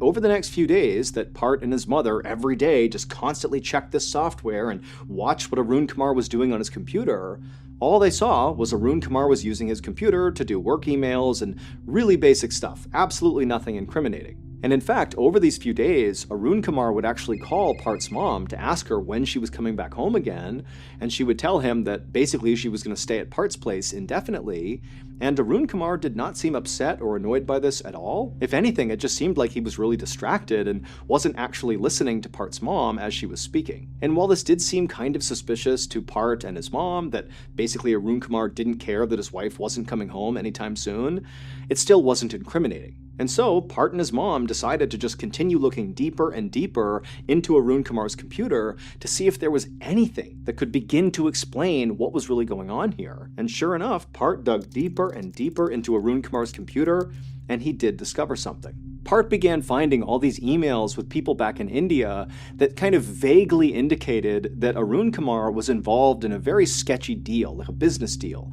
Now, again, the emails were incredibly vague, but what was clear in these back and forths in these emails was that it seemed like Arun Kumar had gotten wrapped up with some really shady people, and they were having these really nasty exchanges in these emails about this, deal that Arun Kumar seemed to be involved in. And so Part began to wonder if maybe he and his mom had this all backwards, that he, his mom, and his sister were not the ones actually in danger here, that in fact it was Arun Kumar who was in danger. Maybe because this deal, went south, and these people that he was doing this deal with, maybe they were mad at him, and so perhaps all these life insurance policies and this new fake identity were some sort of move by Arun Kumar to kind of flee the danger he was in. And so obviously, if this was true, this was still a horrible situation for their whole family, but it was markedly better than what Part and his mom had been operating on before, which was, that Arun Kumar was going to kill his whole family. And so pretty quickly, as a result of kind of thinking about this in a new way, Part's mother started feeling a lot better about the whole situation and actually left Part's apartment and went back to the house to go live with Arun Kumar. And Part himself began to think that, maybe this is not as big of a deal as we thought it was. I'm sure my dad will figure out whatever he needs to figure out here to get out of whatever mess he's in. And over the coming days, Part checked in with his mom every single day because now she's living with Arun Kumar, and she said everything was fine. And Part, he continued to check his dad's computer activity, and nothing else really popped up. It was still just the same stuff they had originally found. And so it just kind of seemed like, maybe this really is not as big of a deal as we thought it was. But on the morning of January 20th, 2008, so about 2.5 weeks after Part's mom showed up at his apartment, everything changed. On that morning, Part logged into his computer to check on his dad's computer using that software because he was still checking it every single day. And the first thing he saw was his dad had sent this email to this woman who Part didn't know, and this woman was certainly not his mother. And in this email, his dad told this person that he had a big contract coming up and he was going to make a ton of money from it. And then also at the end of this email, he told this woman that he loved her. And so right away, Part's thinking, okay, my dad is obviously having another affair because this is not my mom and he's saying he loves her. And also, what's my dad talking about with this big contract coming up? Is he talking about the insurance policies? Does he expect those to pay out soon, indicating that I, my sister, or my mom might be dead? And then also, the other thing that Part noticed that morning as he's checking through his dad's computer activity is he found another message his dad had sent out recently where he communicated to somebody that his father had died. So Part's grandfather had died. And also in this message, Arun Kumar is telling this person that he's going to go to his dad's funeral alone, that his wife and 2 kids were not invited to this funeral. And so Part's reading this, and he's totally devastated by the fact that his grandfather's dead, and the fact that he's not being invited to the funeral. But again, he's thinking, oh my gosh, is that because my dad thinks I'm not going to be alive? Is this all connected, between the big contract and the fact that we're not going to be at the funeral? Is this my dad thinking he's going to enact this murder plot soon? Part didn't know, but he felt like he and his mom and his sister were running out of time and he needed to act right now. And so Part got off his computer, he called his mom, and they made a plan. That evening at around 9:15 p.m., Part got in his car and began driving towards his parents' house to go confront his dad. This was the plan he and his mom had come up with. Basically, his mom would stay at Part's apartment, and Part would go and tell his dad, we know about what you're doing, and you gotta stop. And even though Part was totally jacked up on adrenaline as he drove towards the house, he felt like he really had the upper hand going into whatever this confrontation was going to be. Because, number one, Part was showing up totally unannounced at night to his dad's place. I mean, his dad's going to be caught off guard when he sees him. And also, Part knew he was much physically bigger than his father.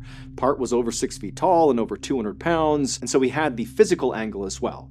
And so Part really felt confident driving towards the house that he was going to come out the victor in whatever ensued. At around 10:45 p.m., Part finally arrived in front of his parents' house. He parked the car, he got out, he walked up the front steps, and he knocked on the front door. And a couple of seconds later, Arun Kumar came to the door, he opened it up, and he's totally confused to see his son standing there. And then before Arun Kumar could do anything, Part, in his deepest and most authoritative voice, looked at his dad and said, "We need to talk." And then he intentionally bumped into his dad with his shoulder as he walked into the house. And so his dad is like standing at the front door, not really sure what's going on. And Part, after taking a few steps in, he abruptly turns around. And so now he's looking back at his dad. And he takes a step forward and gets right in his dad's face and says, I know what you're up to, I know what you've done, and you have a simple choice to make. You can either stop what you're doing and become the family man you're supposed to be, faithful to mom, or I'm going to go to the police and tell them what you're up to, and you're going to go to jail. Either way, whatever you're doing stops right now. And for a moment, Part and Arun Kumar are basically staring at each other in silence, and then Arun Kumar, before Part could stop him, basically ran past Part, passed him down the hallway, and he ran into the master bedroom, disappearing from Part's view. And so Part's turned around, and he wasn't expecting this, and suddenly all that confidence he had going into this confrontation was gone, because he's thinking, oh my goodness, my dad, maybe he's got a weapon in there. I need to get in there and stop him. And so Part, he turns and runs down the hallway, he darts into the bedroom, having no idea what he's going to see inside, but what he sees does catch him off guard.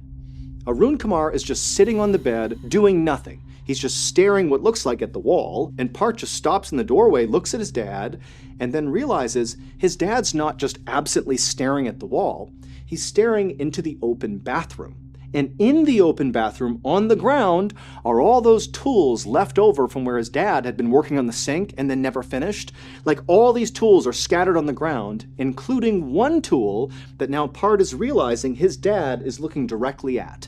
It was a big, heavy metal pipe wrench. And suddenly Part realized, my dad is looking at a weapon, and he's considering whether or not to get that weapon and attack me with it. The next morning, Part's mother pulled up in front of the house that she shared with Arun Kumar, and she walked up the steps, went to the front door, she opened it up, and as soon as she stepped inside, she yelled out, hello, who's here? But there was silence, and immediately she got a bad feeling, but she knew she had to investigate. And so Part's mom began slowly walking down the hallway, the same hallway that Part and his dad had been fighting in the night before. And she went down the hallway and she turned and looked into the master bedroom, and she couldn't believe what she saw. There was blood on the carpets, on the walls. It was a bloodbath, and in the middle of the room was an obvious dead body that was so mutilated and destroyed she couldn't even identify it. And so seconds later, she had run outside and dialed 911. It would take police almost 4 years to finally untangle Arun Kumar's insane web of lies and also make an arrest for the murder that took place inside of that house. And the reason it took nearly 4 years is because nothing in this case was what it looked like. Now, Part and his mother had been correct about a number of things about Arun Kumar. For example, Arun Kumar was having another affair, he had taken out life insurance policies on his whole family, and he was looking to obtain a fake identity. They were also right that Arun Kumar had become embroiled in a very shady deal back in India, but the specifics of that deal were not what Part and Part's mom thought it was. And when Arun Kumar announced in that message that, his father had died and he'd be traveling to India all alone, that his wife and his kids weren't coming, they weren't invited, well, Part and his mom had been correct, that this was a cover, this was an excuse for Arun Kumar to put his big plan into action. And Arun Kumar's big plan did involve murder, and so Part and his mom were right about that aspect of his plan. However, Arun Kumar's target for this murder was not who Part and his mom thought it was. They were not the target. Arun Kumar was going to murder himself. Or more specifically, he was going to pretend to kill himself. That was actually the shady deal he was involved in back in India. He was working with people who could help him fake his own death. And so what he was going to do is go to India, fake his death, and then once he was dead on paper, that would trigger an insurance payout of his own life insurance policy, and that money would go to his wife and his kids, and then Arun Kumar would disappear using his fake identity he would have, along with his mistress, the woman he was having an affair with. That was the person he had sent that email to talking about the big payout. But Part and Part's mom did not know this last critical piece of Arun Kumar's plan. They really believed they were the target of this big plot, that they were going to get killed. And so that's why they felt like they had to act first. So on January 20th, 2008, Part and his mother worked out an alibi for themselves. What they were going to tell people is that at around 8 p.m., Part went and picked up his mother from the house that she shared with Arun Kumar, and the two of them just went back to Part's apartment, and that was it. But in reality, Part never went over and picked his mom up and brought her back to the apartment. Instead, she was at the house with Arun Kumar when Part showed up at 10:45 p.m. to confront Arun Kumar. So it was him and his mom at the house as Part is demanding Arun Kumar come clean and stop what he's doing. And then at some point during this heated argument in the hallway, Arun Kumar turned and ran into the bedroom, and Part chased after him. And Part, he sees Arun Kumar sitting on the edge of the bed, and he thinks his dad is looking at the pipe wrench on the floor in the bathroom. And Part thinks, my dad is about to get that wrench and attack me with it. And so Part just acted first, and he ran and grabbed that wrench, and he beat his father to death with it. And then after leaving his father's unrecognizable, mutilated body just lumped in the middle of the bedroom floor, blood all over the walls, he and his mother just left the house and went back to Part's apartment. And then the next day, Part's mom went back to the house, and she pretended to find Arun Kumar's body, even though she already knew he was in there. And then she called 911 and acted totally beside herself when they showed up, as if she had just happened upon her husband's dead body. But almost 4 years later, when the truth finally came out about this horrible situation, Part and his mother were arrested. Now, both of them absolutely maintained that they genuinely believed their lives were in danger because of Arun Kumar, and they said during that confrontation in the house, Part was only acting in self-defense. He really believed his dad was going to grab that pipe wrench first, and so he had to do it before him, and that's why he killed his dad. But ultimately, Part would plead guilty to manslaughter, and he would be sentenced to 33 months in prison, and Part's mother would plead guilty to conspiracy, and she would be sentenced to 10 months in prison.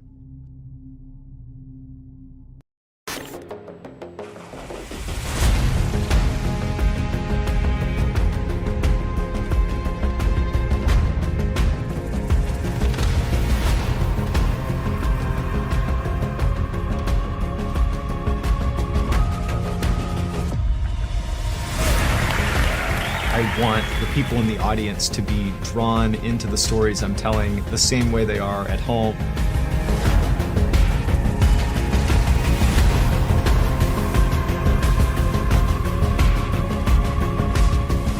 And it's a privilege to have the opportunity to stand in front of people that want to be there.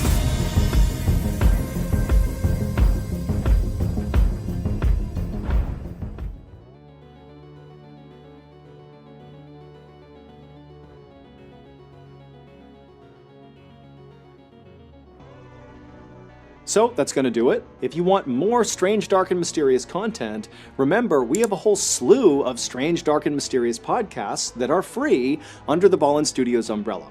All you have to do is go to any podcast platform and look up Ballen Studios, and you'll find the MrBallen podcast, Mr. Ballen's Medical Mysteries, you'll find Runful, Bedtime Stories, and our newest podcast, Wartime Stories. These are all incredible shows. They're all strange, dark, and mysterious, and again, they are free, so go binge. As always, thank you so much for your support. Until next time, see ya.